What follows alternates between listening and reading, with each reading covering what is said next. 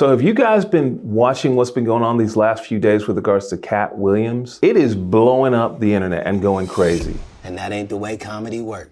The king is the funniest. Chris Tucker didn't want to be the poster child for smoking weed. He don't smoke weed like that. Right. He in the church. He Michael Jackson's best friend. Christmas. Michael Jackson called him Christmas. You ever met a man that gave you a little nickname like that? No. Me neither. Must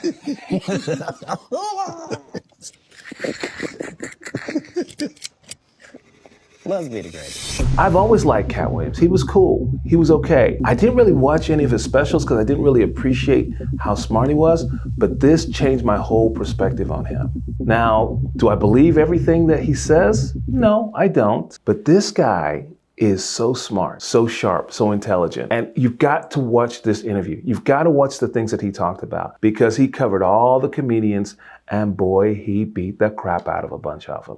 Let's talk about it. You know, one of my favorite shows, one of my favorite comedy specials is Kings of Comedy. The original Kings of Comedy.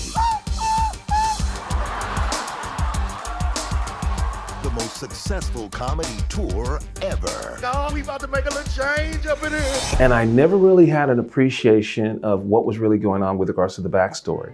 Because when I see these black comedians doing well, showing out, showing love, that's what I thought it was all about. But then you hear the story and what Katt let us know about, and how Steve Harvey was kind of insecure with regards to his performance and how he was doing against some of the other comedians, especially Bernie Mac. Shit on Bernie. And I know the truth. Because the whole time Bernie was here, you was acting like you was funnier than him. The reason you was supposed to go last is because it was your tour. Tell the truth. It was Steve's tour. Not it was going to be called the Kings of Comedy. It was Steve's tour. These are the guys opening for him. Of course you got to close if it's your tour. Steve Harvey was supposed to be the closer, but because everybody loved Bernie Mac, there was no way he could be the closer. So what happened? Steve Harvey became the host of the show. He was the host, right? And Bernie Mac finished the show because he is by far the GOAT with regards to the Kings of Comedy. There's just no question about it. I always wondered about that though, right? I wondered why D.L. Hughley, Cedric, and Bernie each had their own sets. And then Steve, why didn't he have his set? And the reason why he doesn't have his set is because he wanted to go last. But unfortunately, he doesn't have the talent to go last. And Bernie was the closer. And because this was essentially Steve's show, let me not embarrass myself and I'll be the host. So he did it in a very smart and strategic way, but I never knew that. When Bernie Mac got his spots on Ocean's 11, he was funny, he was acting, he was doing his thing. And what I thought was really interesting, and I never knew this, Katt Williams let us know that Steve Harvey was going behind Bernie Mac's back, basically saying, hey, I'm better than him, I'm more handsome than him, and oh, by the way, I need to be in this spot and not him. And I'm like, what? What's going on?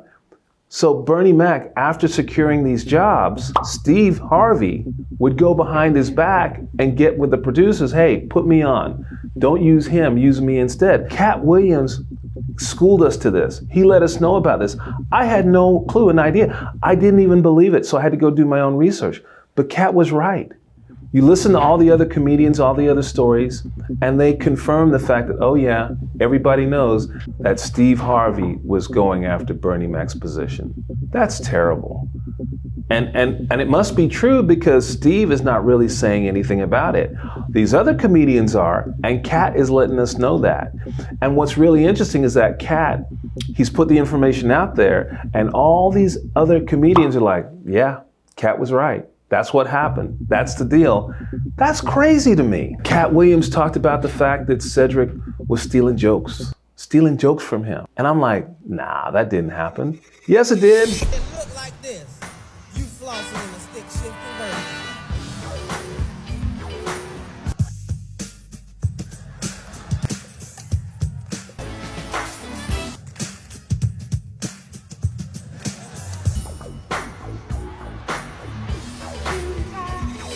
Although Cedric the Entertainer is denying it, Can't say you stole one of his jokes. Yeah, like, I mean, it was ridiculous. You know what I mean? It was like the idea of the joke that he was even talking about don't even match up with no timeline. So for me, it was one of those things like... Did you have a conversation? Did you guys sell it? Did you have a conversation with Katt? Well, I responded to him the way he responded to me, but that's what I said as well. I've seen Katt, you know, even before then. Right. I've seen this guy 30 times. Like, dog, if you literally was that upset about it, like, dog, just why step to me and say, hey, yeah, hey, why say didn't say nothing? Like, that don't even make sense. This is some internet shit, and that's all I can say. The video evidence is there. It's there. And so it's so funny when you look now on TikTok, all these videos are showing the first video that Katt Williams did, his own joke, and then the spin that Cedric put on it. And he stole his joke. There's just no question about it. Katt even went after the big stars like Kevin Hart. Kevin told you he wasn't gonna wear no dress until they offered him the dress, and then he put it on. And what did he say after he wore it?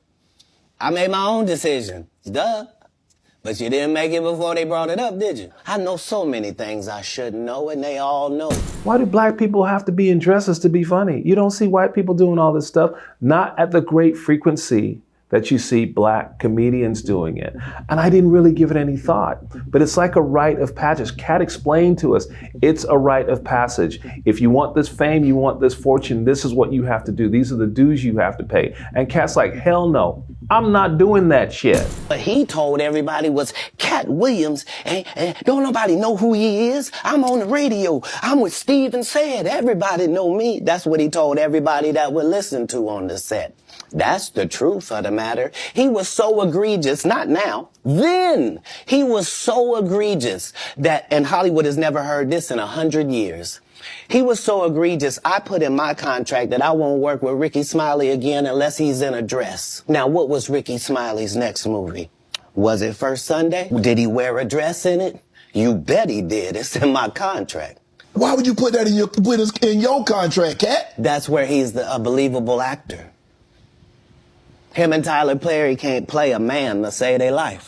Katt even talked about Ricky Smiley and how Ricky Smiley was supposed to have this role in the Friday movie and how he was supposed to be the big pimp and then end up being in a dress and all this kind of stuff. And it's like, Katt, are you serious about this? Does this make sense? But then you see the follow-up interviews with Ice Cube. For the Money Mike part that Katt Williams played, and I think Katt Williams was supposed to play the Santa Claus. Is that? I probably had you audition for a few different parts. Right. You know what I'm saying? Because we want you in the movie. We want to make sure you in this one, and we didn't cut it out. So we wanted to make sure so hold on, stop right there. that we figured out we got to put him in a part where he's definitely in the movie, and we can't cut it out. Put him in the middle. Yeah, Katt made this role. Katt wrote this role. Katt did all these wonderful things that Ricky Smiley, even when you watch his morning show, when he addressed these issues, he couldn't really deny it. He's like, yeah, he tried to explain a few things. You were originally supposed to play Katt Williams' character. Yes. And Katt Williams was supposed to play my character. And somebody said, no, we want you to play Mike. The thieving ass Santa Claus. Right, and then, yeah, because Katt Williams was going to be the Santa Claus. Right. And then, and they switched it over. Right. Because when I auditioned for Mighty Mike. Right. You know, so when I went in there to audition, I'm at the toilet. When Katt Williams went to use the bathroom, that's the line I had to use to audition. So they switched it up. So I was like, yeah, I can do this Santa Claus role. But you could tell Katt was telling the truth, and Ice Cube, he ain't got no dog in that hunt, and he sided without any doubt with Katt. So this was just crazy to me. All the things that Katt Williams had in his special that were so accurate. Now, it wasn't perfect, and I know there's a number of things that don't really kind of add up, but I'm telling you, there was a lot more truth in this than most people give credit for. Pretty much everyone is jumping in on Katt Williams' side. What does that tell you about what's going on in the comedic industry? This is crazy. If you've not seen what's going on with Katt and on Club Shay Shay, you gotta check it out. And let us know what you think, because I've now watched it a couple of times. It's long, it's almost 3 hours long. At least check out the clips that are out there and give us some feedback with regards to what you think. Do you believe Katt, Steve, Kevin Hart, Which direction are you going? I'd like to hear about it. Lord, gee, well, you know what? I'm tired of your presence. Dismissed.